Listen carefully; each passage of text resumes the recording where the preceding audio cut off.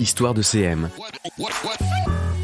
Tous les 15 jours, Agorapulse, en partenariat avec J'ai un pote dans la com, part à la rencontre des meilleurs community managers de France. Je suis Ambroise et aujourd'hui je reçois Marie Perrin, Global Head of Brand Marketing and Social Media chez Club Med.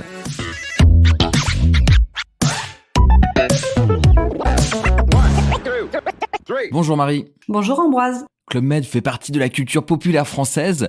L'entreprise a beaucoup changé au cours des dernières années parce que nos modes de voyage changent aussi, évidemment. Alors comment définirais-tu l'entreprise aujourd'hui ? Quelle est la sociologie du Club Med en 2022 ? Qui voyage avec vous ? C'est vrai que Club Med fait partie de la culture populaire française et aujourd'hui c'est une entreprise et une marque à dimension internationale. On a des clients du monde entier qui partent en vacances dans des resorts un petit peu partout dans le monde. Et en termes de typologie de clients, je vais pas forcément revenir sur des choses liées au CSP ou au ciblage média, mais nous, on aime, depuis quelques mois maintenant, on est plutôt dans une logique de définition qualitative de nos clients et on aime bien parler de cibles clients épicuriens, des voyageurs avertis qui ont l'habitude de découvrir le monde, qui aiment prendre soin d'eux, soin des autres, soin de l'environnement et qui sont vraiment en recherche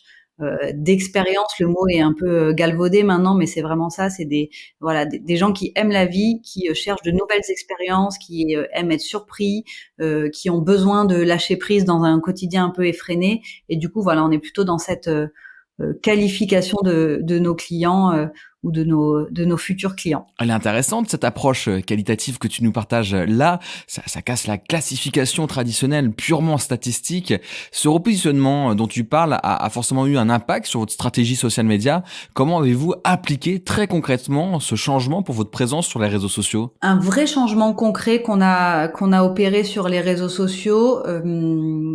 C'est que au départ, Club Med, sur les réseaux sociaux, on était très positionné sur la conversation avec nos clients existants. Donc au Club Med, les clients c'est des GM, donc on allait sur les réseaux sociaux pour garder le lien avec ces clients après les vacances, pour continuer la conversation, pour rester dans la proximité. Donc on était vraiment il y a encore 3-4 ans sur cette logique de conversation. Maintenant, les réseaux sociaux ont évolué, la stratégie de Club Med a évolué et du coup, on utilise maintenant beaucoup plus le social media dans des logiques de reach, de ciblage média et d'être peut-être moins dans cette conversation directe sur toutes les plateformes, mais d'avoir plutôt des stratégies un peu différentes en fonction des plateformes et qui sont plutôt des stratégies de recrutement et de notoriété pour vraiment utiliser les réseaux sociaux comme un moyen de faire découvrir Club Med à nos clients épicuriens, voyageurs avertis dont je te parlais juste avant. Donc on est vraiment plutôt dans cette logique de reach, de puissance, de notoriété et on essaie aussi d'être beaucoup plus pragmatique sur les réseaux sociaux, c'est-à-dire qu'on essaie de faire mieux mais moins, donc d'avoir une présence rationalisée en fonction des plateformes, parce que il y a certaines plateformes où on pouvait avoir à l'époque à la fois une présence marque, une présence marque, une présence resort, une présence marché, et en fait on était un peu partout et nulle part. Donc on a aussi vraiment essayé de rationaliser l'effort à mettre sur chacune des plateformes parce que moi il y a vraiment quelque chose qui me tient à cœur d'un point de vue métier et social media, c'est que le contenu, le beau contenu, le contenu pertinent, ça prend du temps. L'animation de plateforme, ça prend du temps. Mesurer les efforts et être capable d'optimiser ses stratégies, c'est aussi quelque chose qui prend du temps. Donc je lutte beaucoup contre cette idée qui est tiens, un nouveau produit, une actualité, hop, on ouvre une page et puis c'est pas grand-chose à gérer. Donc cette stratégie un peu de moins mais mieux, elle est à la fois pour être plus puissant, mais aussi pour être beaucoup plus professionnel dans nos approches. Oui, j'entends bien cet écueil d'un trop grand nombre d'ouvertures de pages auquel résulte souvent une présence fantôme des marques.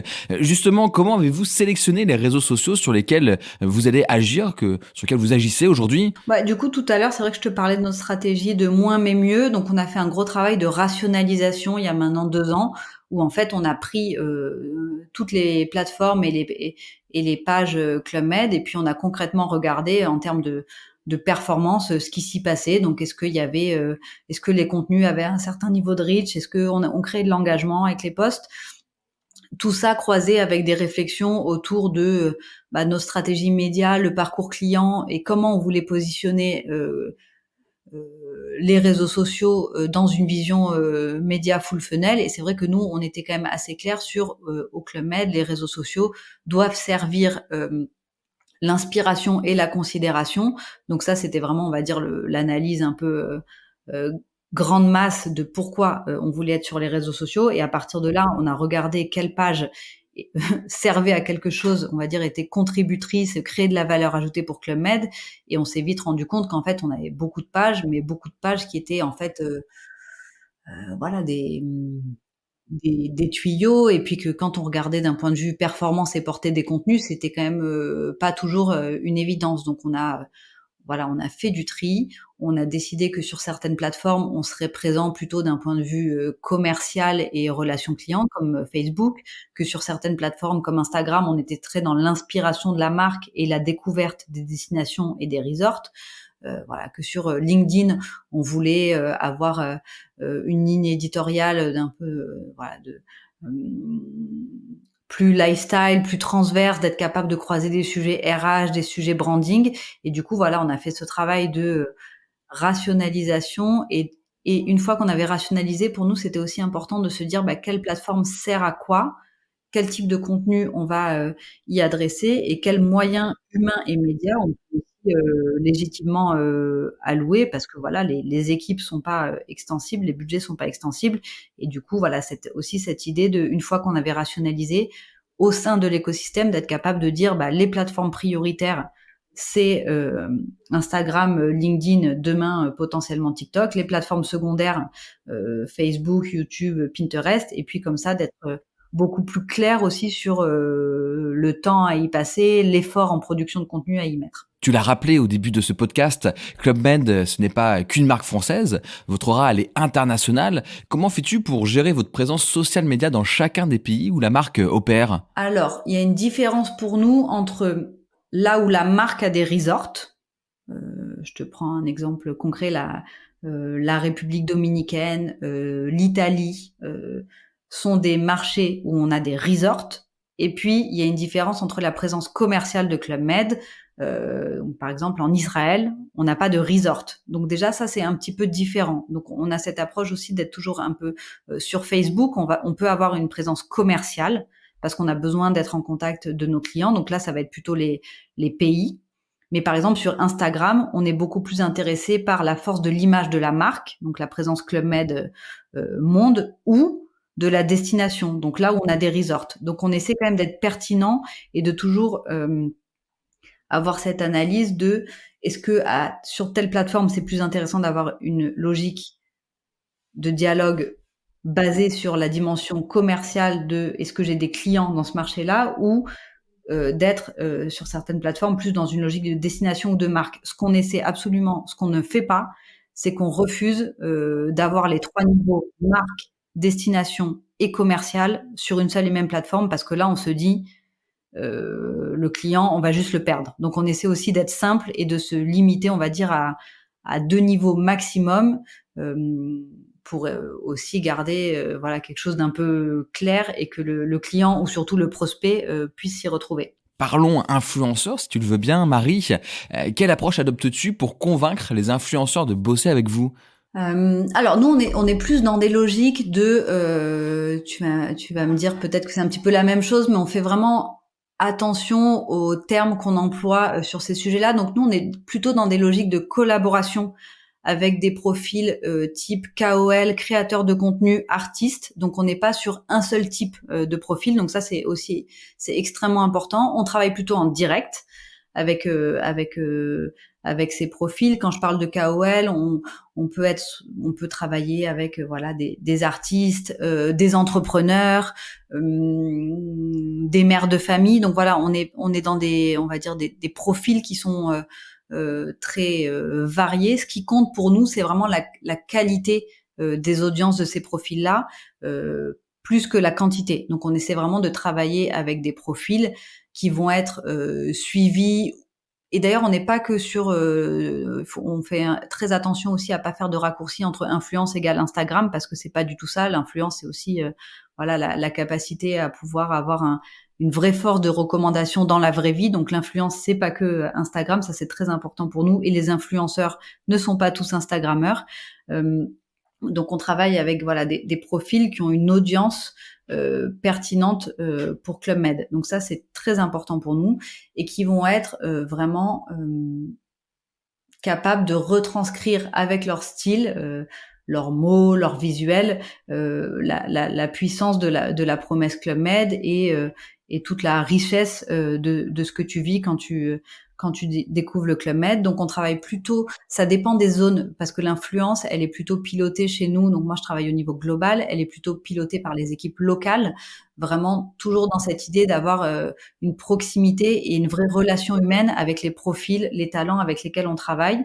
Et du coup, en fonction des marchés, il y a des approches un peu différentes, mais on est plutôt dans des logiques de travailler en direct avec les profils. Ensemble, on a pu parler déjà d'une belle palette de moyens dont dispose Club Med, le social ads, les productions de contenu, les relations influenceurs. Quelle est la répartition de ces moyens dans votre budget total, le budget dédié aux social media? Pour être totalement transparent, on est encore dans des logiques de test and learn, mais je dirais que sur mon budget annuel, on a quand même encore pour l'instant 70% qui est dédié au contenu et à l'influence, et peut-être 30% du budget à de l'amplification et voilà des logiques médias pour que nos contenus soient de plus en plus puissants. Aujourd'hui, est-ce qu'une marque comme Club Med peut se passer d'un budget ads? Est-ce que le reach naturel, organique, vous suffit? Nous, on dit depuis déjà quelques mois que, alors moi, ça me gênait au début de le dire, mais maintenant, je suis forcée de constater que c'est vrai. Je pense que certaines plateformes, comme sur Instagram, l'organique, il est quand même un peu mort.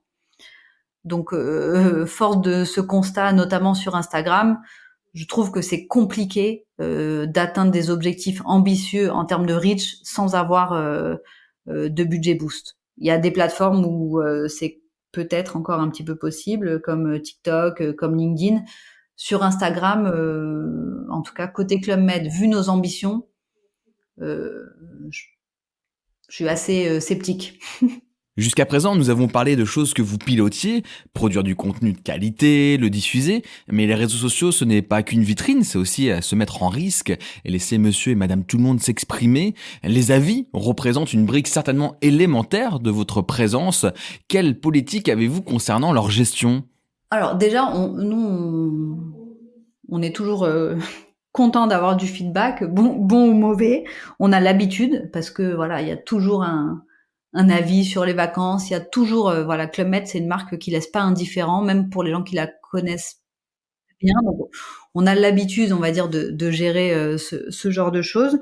On est assez bien organisé d'un point de vue modération, c'est-à-dire qu'on a des équipes qui sont chargées d'assurer la modération des plus grosses plateformes. Le week-end, on se relaie aussi, on a un système d'astreinte pour faire en sorte qu'il y ait toujours un contact de référence au cas où il se passe quelque chose de voilà de type crise ou juste sujet sensible sur les réseaux sociaux. Donc on a un système assez rodé de modération et d'astreinte le week-end. Et puis ensuite, c'est les équipes relations clients qui prennent le relais pour répondre aux avis qui relèvent soit d'expériences passées, soit à venir. Et du coup, on a une forte synchronisation avec les équipes relations clients locales qui prennent la main, même sur les réseaux sociaux, quand il s'agit vraiment de sujets relations clients purs. C'est vrai que ça demande une certaine coordination, mais c'est la meilleure façon pour nous de gérer voilà cette partie-là, parce que c'est vrai que l'expression se retrouve souvent sur les réseaux sociaux, mais souvent en fait le cœur du message c'est plutôt un sujet de relation client, et du coup on a une bonne synchronisation entre nous, on a des outils dédiés pour communiquer entre nous. Les équipes relations clients ont la main pour répondre aux DM sur nos plateformes, etc. Donc c'est quelque chose qui fonctionne plutôt bien, parce que c'est vrai que la partie complexe de ça, c'est quand il y a un flou et qu'on ne sait pas qui prend la main. Là, du coup, ça cafouille un peu, mais voilà. Après des réunions, des workshops, de l'accompagnement, on a réussi à être plutôt bien rodé sur ces sujets-là. Mais après, c'est vrai que ça pose à chaque fois, je reviens sur mon idée de on n'ouvre pas une plateforme toutes les 5 minutes. Maintenant, on est aussi assez clair sur attention, ne pas oublier que quand on ouvre une plateforme, ça ouvre aussi une plateforme en plus à modérer, une plateforme en plus à surveiller, une plateforme en plus sur laquelle il va falloir répondre. Et ça, c'est pas non plus neutre pour les équipes. On imagine le travail titanesque que c'est. Parlons chiffres maintenant, si tu le veux bien, Marie. Ce n'est pas la quantité des statistiques qui manquent sur les plateformes. Lesquelles regardez-vous chez Club Med? Quelles statistiques avez-vous sélectionnées? Numéro 1, le reach, c'est vraiment dans une logique de notoriété, de découverte de la marque, de recrutement de nouveaux clients. On est très porté sur le reach. On continue à attacher de l'importance aux interactions, parce qu'on est une marque qui aime la proximité. On trouve que voilà, c'est toujours intéressant de suivre les interactions, et de plus en plus le trafic vers le site e-commerce de Club Med. Donc, c'est-à-dire d'être capable de suivre dans le temps l'augmentation, j'espère, continue et significative du trafic venant des réseaux sociaux vers le site e-commerce de Club Med. Donc après, on n'est pas un média ou un produit de beauté où c'est quand même très différent, où les ponts se font beaucoup plus facilement. Mais moi, je crois et je pense très fort que plus ça va, plus les réseaux sociaux amèneront du trafic vers le site e-commerce de Club Med. Terminons sur la question fétiche de ce podcast. Comment va évoluer le community manager, le community management à échelle à 10 ans? Alors, moi, j'ai l'impression que plus ça va, plus les community managers sont au cœur des discussions stratégiques, marketing, contenu, etc. Et je serais pas étonnée que d'ici quelques années, dans des grosses boîtes, finalement, les directeurs marketing ou les VP marketing soient d'anciens community managers. Voilà. Donc, je suis plutôt dans cette logique, on va dire, comment cette expertise et ce levier vont finalement en fait devenir encore plus structurants. Et je pense que demain, les directeurs marketing seront des gens qui viennent du social media. Merci Marie de nous avoir partagé ce retour d'expérience avec toute cette transparence. On était dans les coulisses du community management du Club Med. On se dit à très bientôt et merci encore une fois. Merci, avec plaisir. Suivez l'écoute d'Histoire de CM, le podcast d'Agora Pulse, en partenariat avec J'ai un pote dans la com, et découvrez la voix des meilleurs community managers de France. Si ce podcast vous a plu, n'hésitez pas à le commenter, à en parler autour de vous et à nous le faire savoir sur Facebook, Instagram, Twitter, Discord et vos applis de podcast préférés. À bientôt pour un nouvel épisode d'Histoire de CM.